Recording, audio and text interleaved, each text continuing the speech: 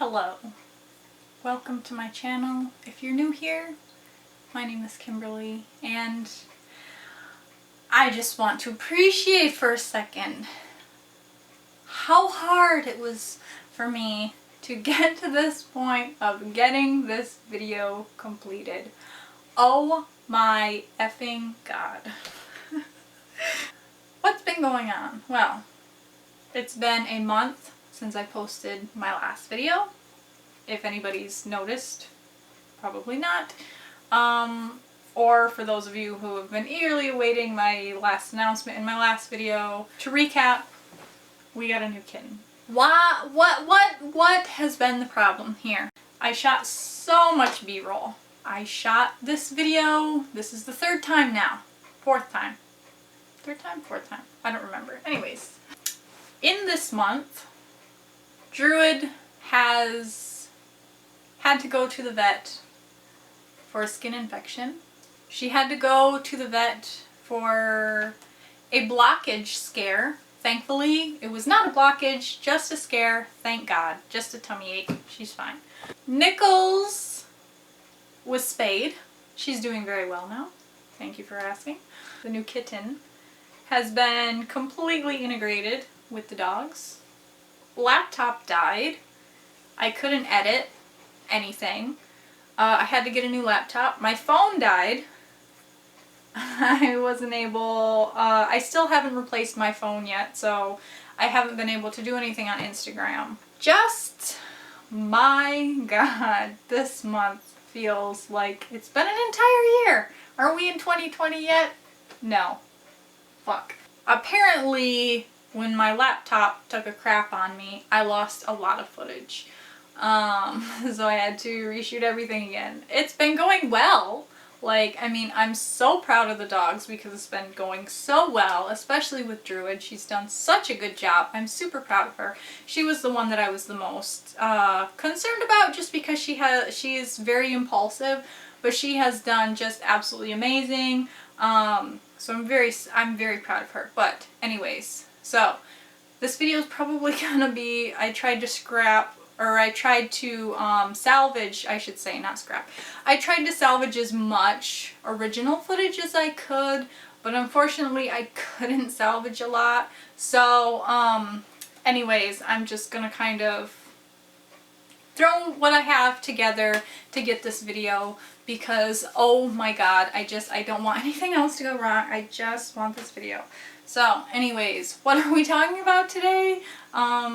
We are talking about introducing a new cat with dogs, and I highly recommend you guys follow us on Facebook, our Facebook page, because I'm much more active over there. So this, she's getting so big already. This is our new kitty. Her name is Cake. She's a sheddy cat. And she's very sleepy. I just woke her up. So this is Cake. And she is named after Adventure Time, Fiona, and Cake. Yes. And we are very, very happy to have her. She is squishy. So this is when we first brought Cake home. I had a baby gate and a kitty playpen that I had where the dogs could actually see her, but they could not get to her. So I had this set up this way so that Cake was safe from the dogs, but the dogs could still see her. They just could not get to her. And this was our very first step in introducing cats and dogs, was everybody is safely contained.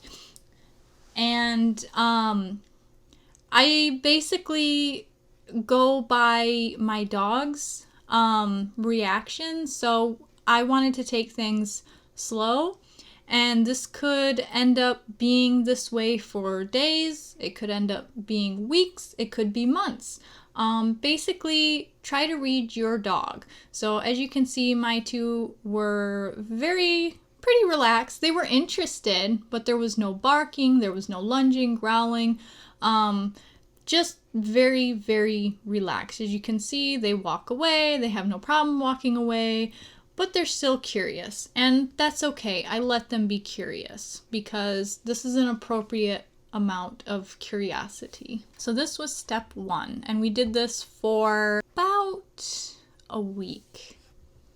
So this was our second step of introducing dogs to cats, and that is me just simply engaging in a positive way around where the dogs can see her, but they can't reach her, they cannot get to her, so she's safe. I just reward them for engaging with me, and in this way I was rewarding and engaging with food. You're comfortable and your dogs are doing very well. You can engage in play like tug. You can engage with food and just having them sit or shake or whatever. But basically I just reward them for looking at me and giving me their attention. So here you can see that Nichols is giving me a lot of really good attention. She looks, but then she decides that I'm more interesting, and that's a very good sign. That's a good sign to me that she is not so impulsive about the cat that she wants to go after it. She's happy to see that it's there. She's curious, but she's also calm and relaxed enough that she's willing to engage me for food. And that's a very, very good first step. If you have a dog who is maybe harder to get their attention, go slower. Take it much more slowly. So if you have a dog who is lunging or barking or growling, have instances where they only get to see each other in short spurts during the day. But definitely do this multiple times a day. Not just once a day, not just twice a day, but multiple times a day when you can. And here you can see Caesar is giving me a lot of attention. Druid is the one that I was most worried about just because she, like I said, she's got a lot more impulse problems just because she's younger, she's got more energy, but she actually did really, really well. I was super proud of her. She was super interested in the cat, but she also made very good choices in being relaxed around the cat, being comfortable around the cat, and not seeing the cat as a toy or something to chase or play with. So she gives the cat some attention, and I don't correct her for this, but I do reward her and for her engagement with me. So that way she can learn to make good choices on her own without me telling her what she has to do. She can interact with the cat, but she'll get more rewards if she engages with me instead.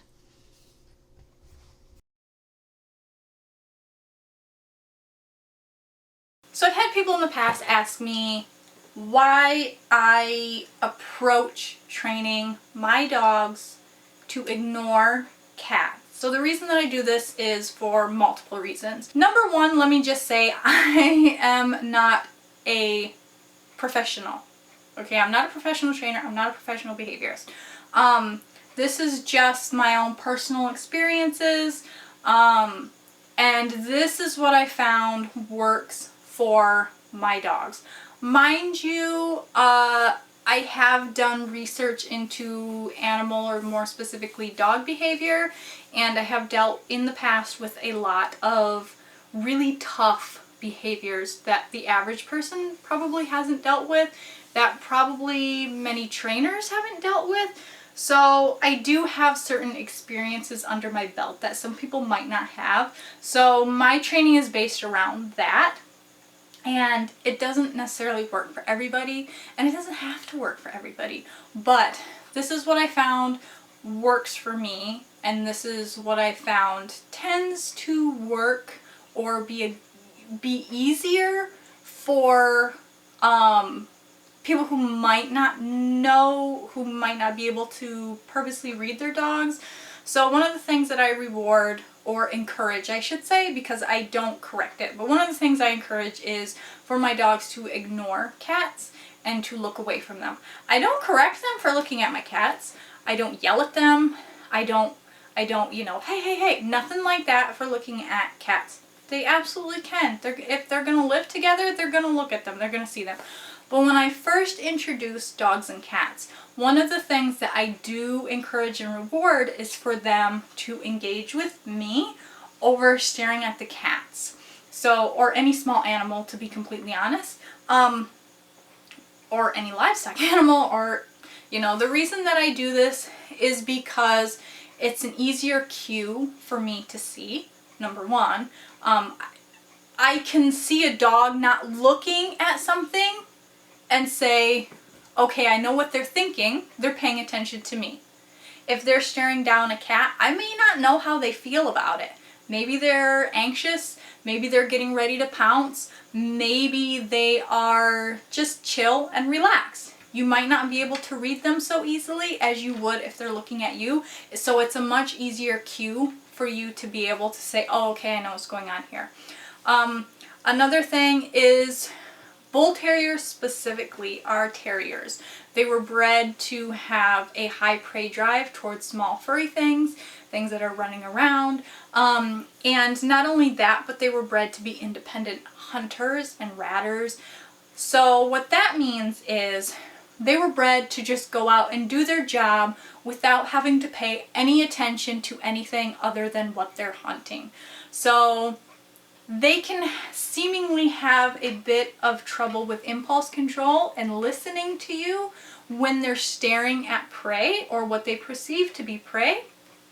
So when they're staring at something and it moves, there's a much higher chance of them lunging to grab than, say, if they're looking at you.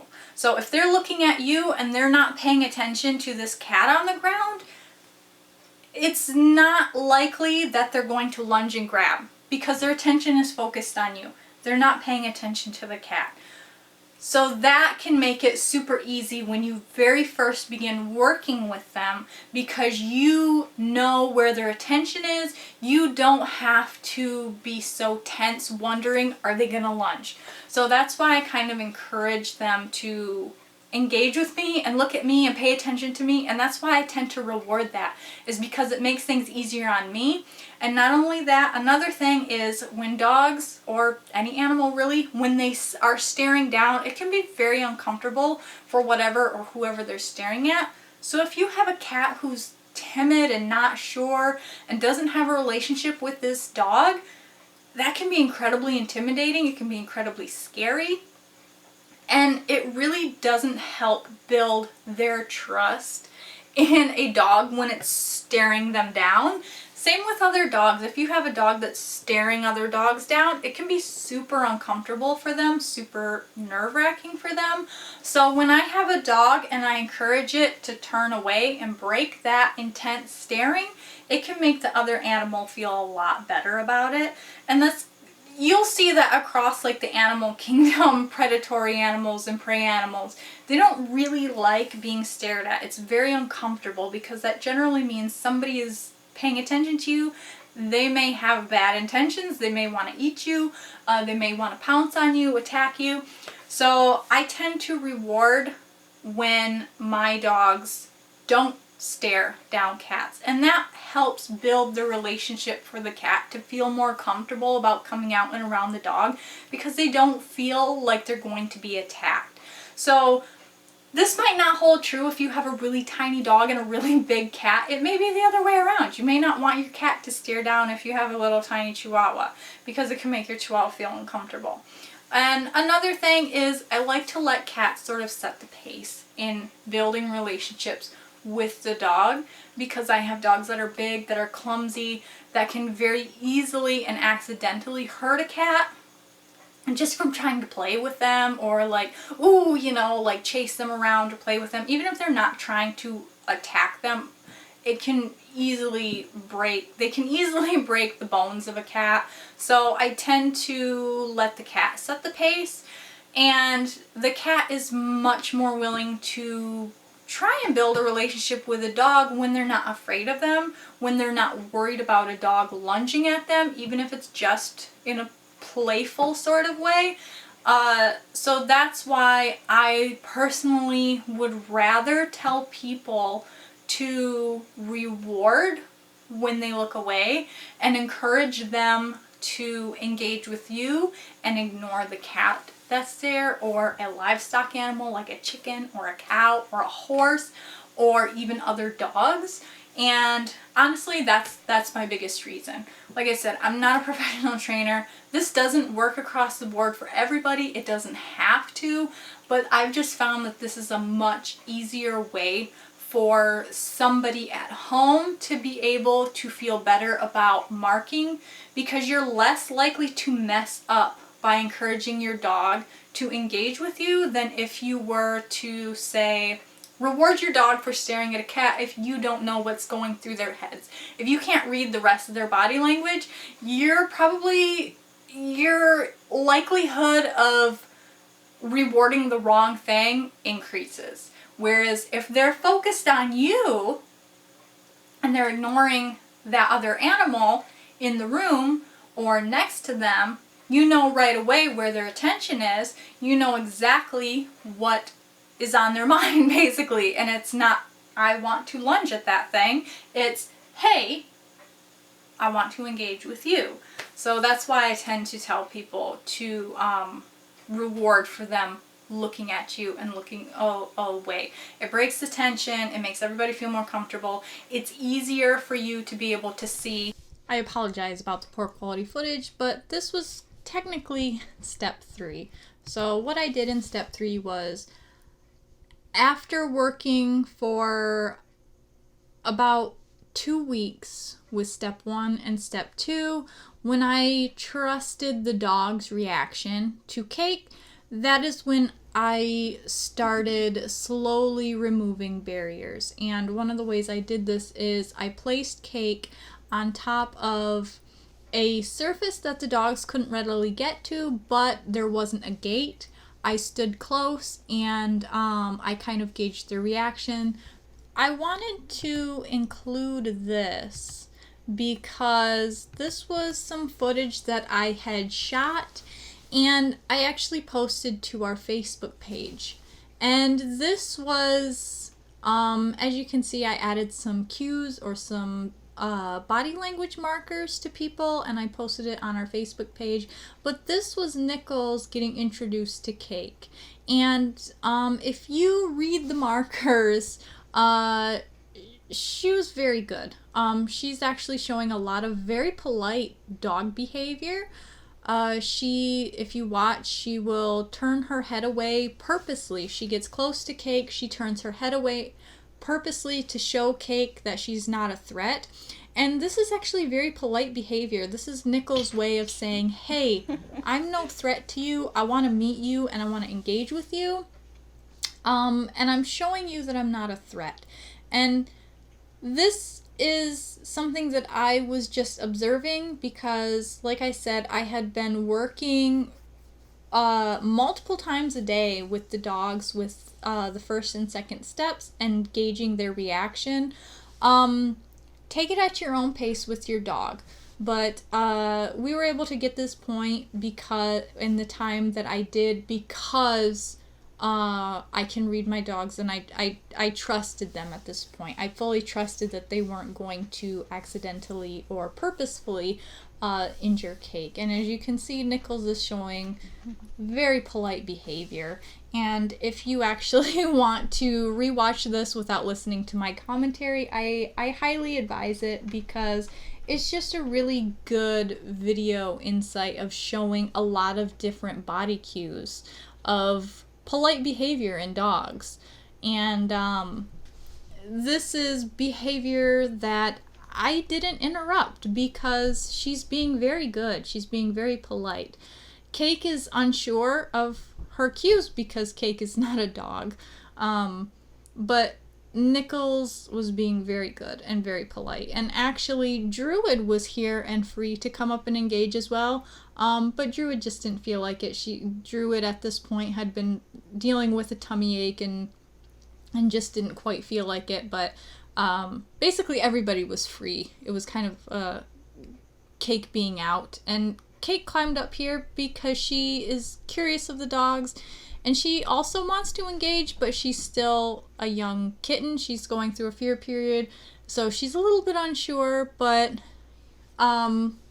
yeah, I'm very happy with the way everybody has sort of accepted Cake into the household. Yeah, I didn't correct any of this behavior here. I didn't step in on in any of this behavior here because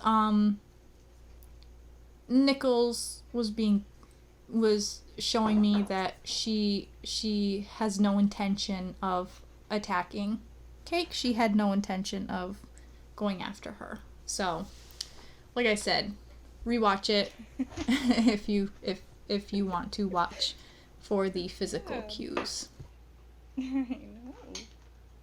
So I apologize that this video went on for absolute ever. I hope that this gave you a little bit of insight into the beginnings of integrating a cat into your household, or maybe you have a cat in your household and you're integrating a puppy into your household.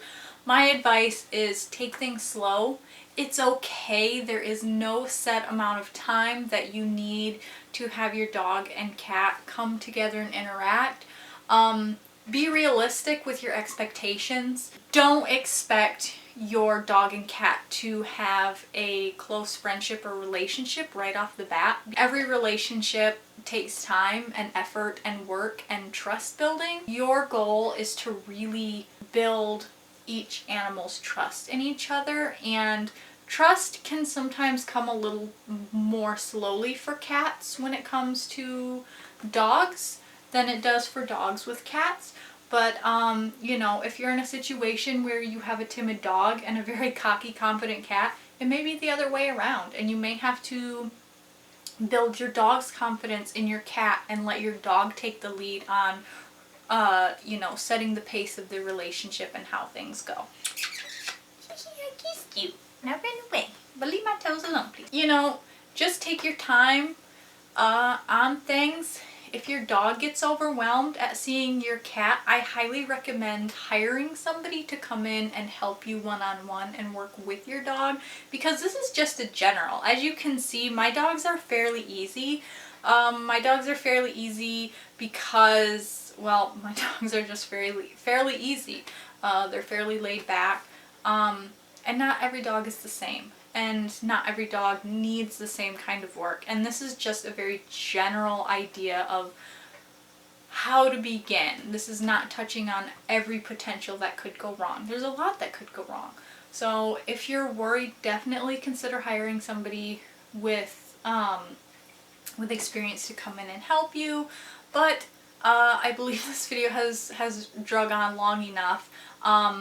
The last section of the video, our step 3, it took us about 3 weeks to get to that point of working multiple times a day, having, you know, the dogs be able to walk past and see Cake and smell Cake all of the time, me holding her and walking around the house with her after a certain point once I seen the dog's comfort level and how they felt about her. We were able to get to that point because of all of those things. Like, you know, like I said, I had it fairly easily, due to just a layer of things that made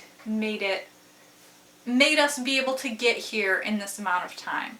Not every dog is going to be able to get to this point in this amount of time. It may take you a year, and just go at your dog's pace. Go at your pace. Slow things down. If you're unsure, but your dog is showing signs of my dog's and you're still worried, that's okay. You can still take things slow. You don't have to rush right in and be like, well, she got it done in a month. If it takes you 6 months, if it takes you a year, that's okay. Like, there is no set amount of time. You're not a bad owner or trainer or handler if it takes you longer than it took me. You're just not, okay? Like, it doesn't make your dog a bad dog if it takes them longer to get comfortable with a cat than it took my dogs. It just, you know, there's no set amount of time for this. Take your time. It's okay to take your time. But anyways, this video has run on forever. I will be so happy when this is uploaded. I'm literally editing as I'm shooting some of this footage right now, so I really hope that this was helpful for you guys. Expect another video hopefully again next week. We'll do something, I don't know what, maybe a vlog style video, we'll see. But anyways, I will see you guys later. Please consider subscribing. Definitely consider checking out our Facebook page. We're way more active there with like short video clips and information on different things and training and nutrition and all these different things. So yeah, bye. See you later. Bye. Sorry.